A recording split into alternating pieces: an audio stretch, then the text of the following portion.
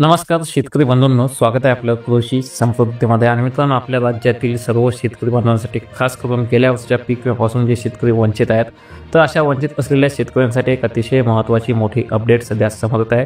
कारण की गेल्या वर्षीच्या पीक विम्यापासून वंचित असलेल्या पात्र अपात्र शेतकऱ्यांना तातडीने पीक विमा द्यावा या मागणीसाठी क्रांतिकारी शेतकरी संघटनेचे संस्थापक अध्यक्ष रविकांत तुपकर यांनी सोमवारी म्हणजे की काल दिनांक 2 तारखेला जिल्हा कृषी अधीक्षक कार्यालयामध्ये शेतकऱ्यांसह धडक दिली आहे. आणि यामध्ये जर पाहायचं झालं तर महत्त्वाचं म्हणजे की बुलढाणा जिल्ह्यामध्ये AIC पीक विमा कंपनीने गेल्या वर्षाच्या रब्बी हंगामातील पोस्ट हार्वेस्टिंग अंतर्गत पात्र असलेल्या व चुकीचे कारण दाखवून अपात्र केलेल्या तब्बल 1,26,269 शेतकऱ्यांना अद्याप पीक विम्याचा मोबदला जो आहे तो दिलेला नाही.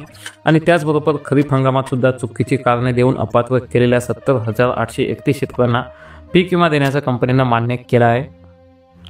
परंतु त्या शेतकऱ्यांनाही कंपनीने अजूनसुद्धा अद्याप पीक विम्याचा जो मोबदला आहे तो दिलेला नाही.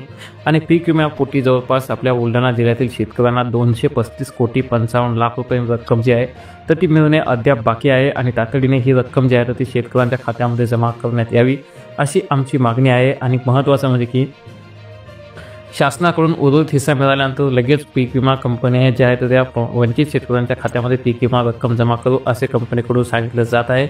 आणि त्यामुळे तातडीने शासन स्तरावर पाठपुरावा करून वंचित शेतकऱ्यांच्या खात्यावर रक्कम जमा करावी अशी मागणी यावेळी जिल्हा कृषी अधीक्षक मनोज ढगे यांच्याकडे रविकांत तुपकर यांनी केली आहे. आणि आचारसंहितेमुळे आम्ही शांत होतो आणि आता आचारसंहिता संपली आहे आणि त्यामुळे त्या 8 दिवसामध्ये वंचित शेतकऱ्यांच्या खात्यावर पीक विम्याची रक्कम जमा करा, अन्यथा आक्रमक आंदोलन करणार असल्याचा इशारा यावेळी तुपकर यांनी दिला आहे.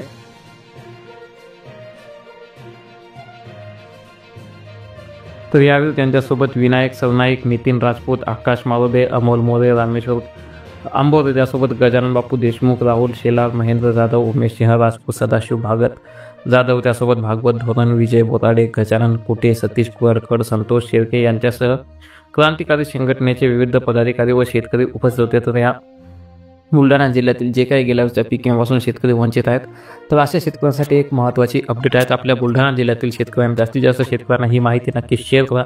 त्यासोबत ज्या शेतकऱ्यांना पीक विमा किंवा पीक कर्ज घ्यायचं असेल अशा शेतकऱ्यांसाठी आपल्या राज्य सरकारने नवीन प्रकल्प राबवण्यास सुरुवात केलेली आहे. तर त्याची माहिती आपल्याला येणाऱ्या व्हिडिओमध्ये मिळणार आहे. त्यामुळे चॅनलवर नवीन असाल, पीक कर्ज घेणारे शेतकरी असाल किंवा कर्जदार शेतकरी असाल तर त्या 40 ते 45 मिनिटांमध्ये आपल्या खात्यामध्ये पीक कर्ज जे आहे ते जमा होणार आहे. तर ते नेमकं कशा प्रकारे होणार आहे याची माहिती आपण येणाऱ्या व्हिडिओमध्ये पाहणार आहोत. त्यामुळे चॅनलवर नवीन असाल तर नक्की चॅनलला सबस्क्राईब करून आपले बुलढाणा जिल्ह्यातील जे काही शेतकरी पीक विम्यापासून वंचित असतील त्यांच्यापर्यंत नक्की हा व्हिडिओ ही माहिती अपडेट नक्की शेअर करा की येत्या 8 दिवसामध्ये पीक विमा जमा करण्याचा आहे.